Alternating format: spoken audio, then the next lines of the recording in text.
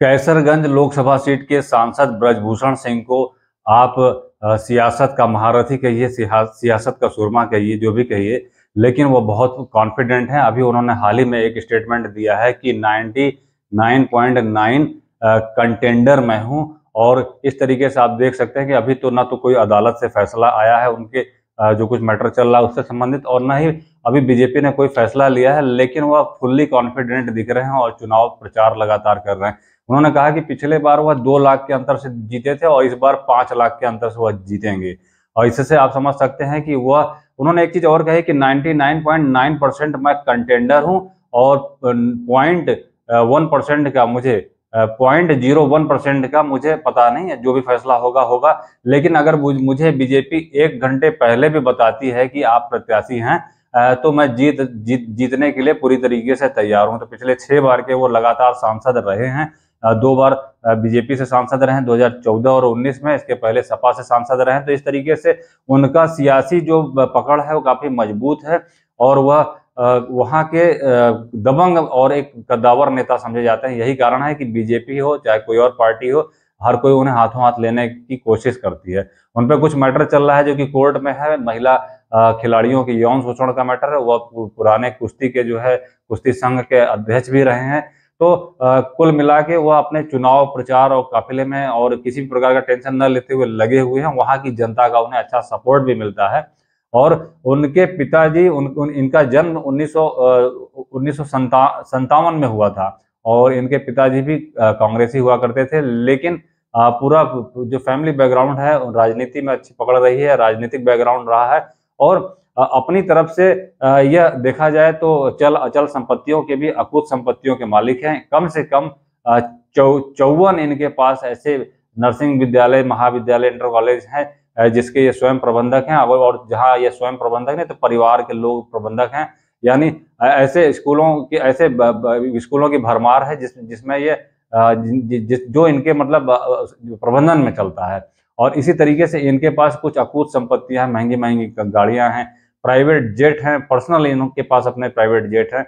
और जो आपने देखा होगा कि चुनाव से संबंधित जो घोषणाएं की जाती हैं उसमें उन्होंने जिक्र किया था कि इन्हें महंगी चीजों का भी शौक है। इनके पास महंगी बंदूकें भी हैं, राइफल, पिस्टल और रिपीटर है। इसके अलावा इनकी पत्नी के पास भी एक रिपीटर है, जैसा कि उन्होंने जानकारी दी थी।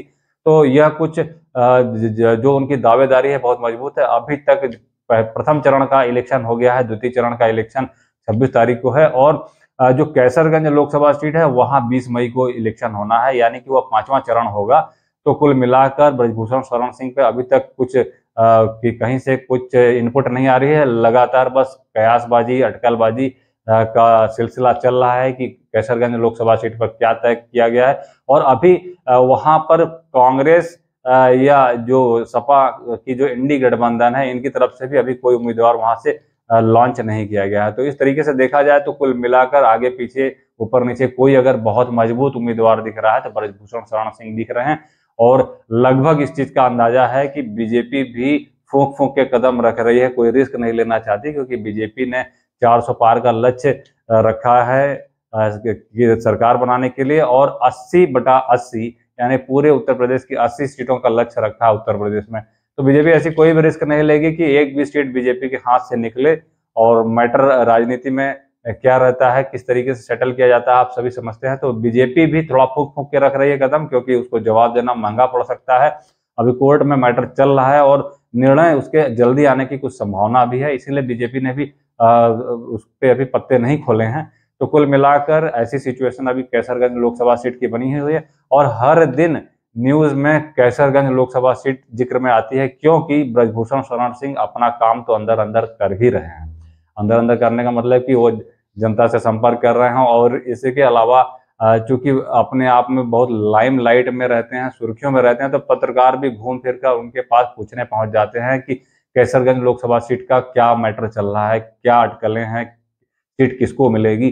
तो इन सब चीजों को देखते हुए कैसरगंज लोकसभा सीट अपने आप में बड़ा चर्चा का विषय बनी रहती है। और कुल मिलाकर वहां से मजबूत दावेदार ब्रजभूषण शरण सिंह हैं। और ब्रजभूषण शरण सिंह को बाहर से या प्लेटफॉर्म पे या उनके चुनाव प्रचार में न उतरने का राष्ट्रीय लोक दल, जो कि जयंत चौधरी जी की पार्टी है, उन्होंने कहा है कि चूंकि जो महिला पहलवानों के यौन शोषण का मामला था, जब वो दिल्ली के जंतर मंतर पर फोगाट बहनें बैठ रही थी, तब वहां पर जयंत चौधरी की पार्टी राष्ट्रीय लोकदल ने जाके वहां उनका समर्थन किया था और ब्रजभूषण शरण सिंह का विरोध किया था। तो इसलिए इस राष्ट्रीय लोकदल ने स्पष्ट कहा है कि वह ब्रजभूषण शरण सिंह को अगर टिकट दिया जाता है तो न तो उनका प्रचार करेगी और न उनका सपोर्ट करेगी।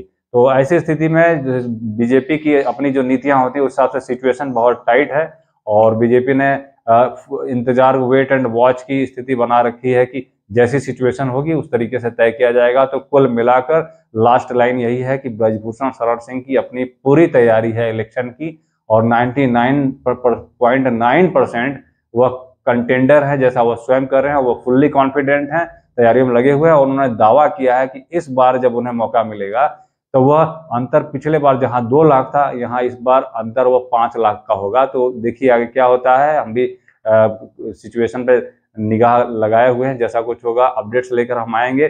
फिर आते हैं कुछ ऐसी अपडेट्स का। तब तक के लिए धन्यवाद, नमस्कार, वंदे मातरम।